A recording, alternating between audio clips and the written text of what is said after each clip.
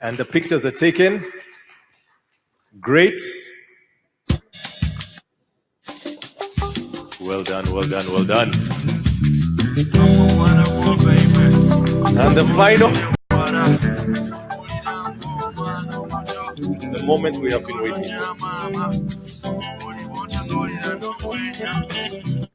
The overall winner for our pitch competition goes to a company that is transforming the distribution of off-grid solar energy. This is being done with the help of IoT, big data, and smart contracts. And the name of that company is Innovex. A round of applause for Innovex. Innovex, Innovex.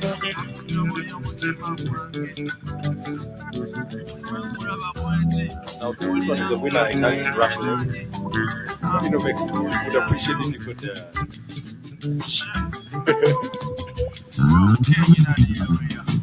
A round of applause for Innovex.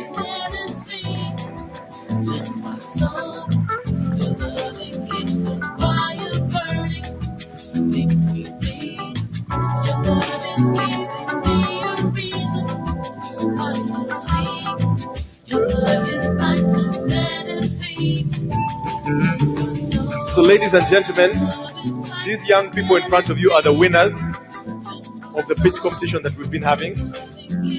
And as we take a group picture, we should give them a loud round of applause.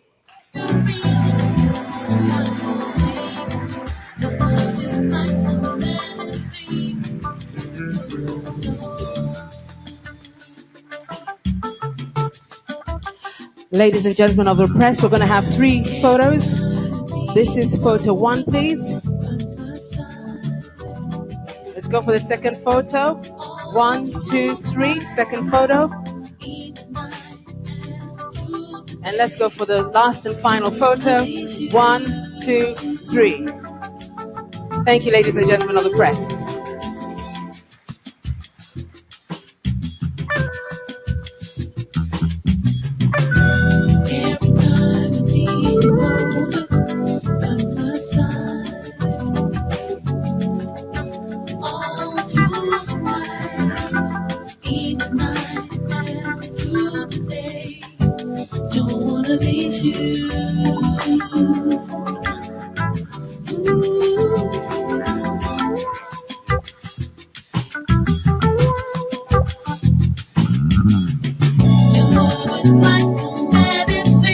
I'd like to once again congratulate all the winners and to encourage them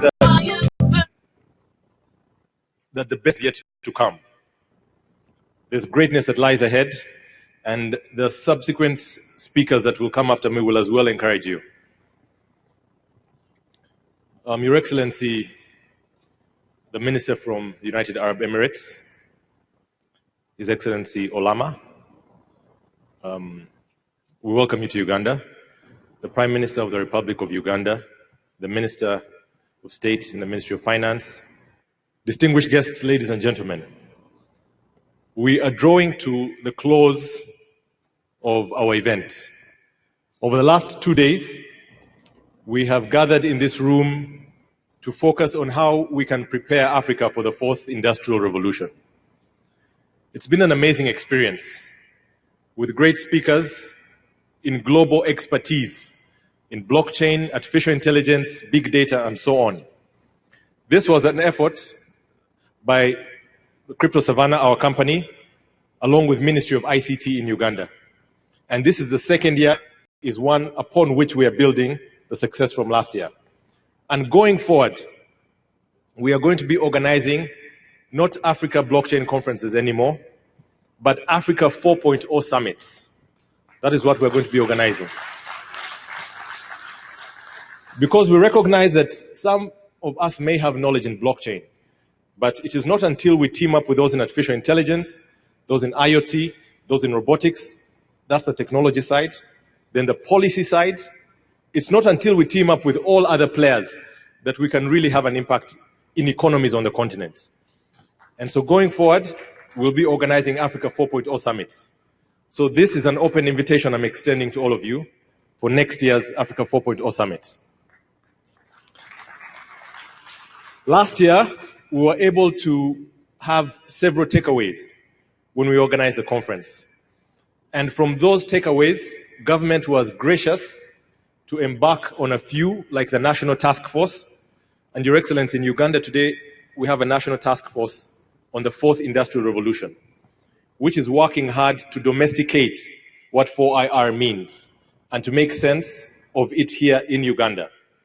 Another major component from last year's event was that the central bank now has a blockchain working group, such that as a central bank, they can take time to understand what this means, to support innovation while simultaneously mitigating risk. And a third major outcome is that our capital markets body today has draft crypto asset regulations in place. That's another very good thing. But that's on the public side. On the private sector side, innovation is rife. The world's largest crypto exchange, known as Binance, came and established premises here in Uganda. They set up their first operation in Africa and their first operation globally as a crypto to fiat exchange. So those are just some of the highlights and the takeaways from last year.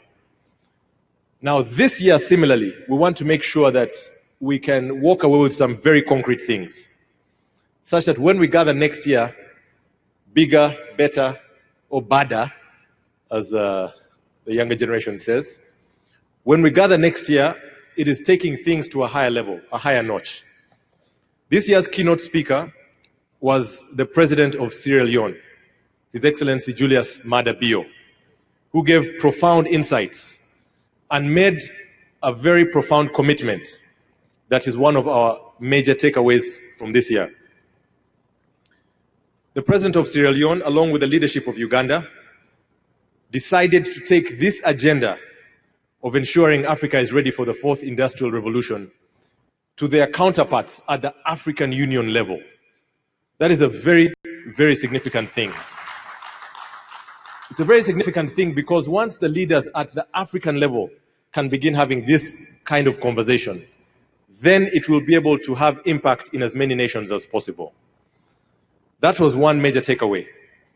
Another major takeaway was the launch of the Africa 4.0 initiative, which was done yesterday, which is a vehicle that comprises multiple stakeholders whose role is to go into the details of what it is that we're discussing. A lot of good and important things have been discussed here today, but someone must take the ownership of instituting, of actualizing, of putting flesh to the things that we're talking about. And so the Africa 4.0 initiative was launched yesterday. And there was a session today that was led by the World Economic Forum, which has extended its support to make sure that this Africa 4.0 initiative can have the type of due impact that it can have. And then the last point, as a government commitment, was to use the National Task Force. This was made in the President's statement yesterday. To use the National Task Force that has been put in place to guide policy. It is so critical that at a policy level in our nation, there is guidance that is given. And it's a privilege that as this conference, we can be able to give input to these policies. So with those three commitments, we believe that this has been a worthwhile event. Thank you. Sophia didn't make any commitments, but we'll follow up with her. But the one thing that we can actually follow up with from Sophia is that the team that, the hands-on robotics team is interested in further collaboration towards actually bringing Sophia to Uganda. So that's one very good thing. I'm going to invite our Minister, Honorable David Bahati, to invite His Excellency. And when I was looking up the profile of His Excellency, I realized that he's a relatively younger man.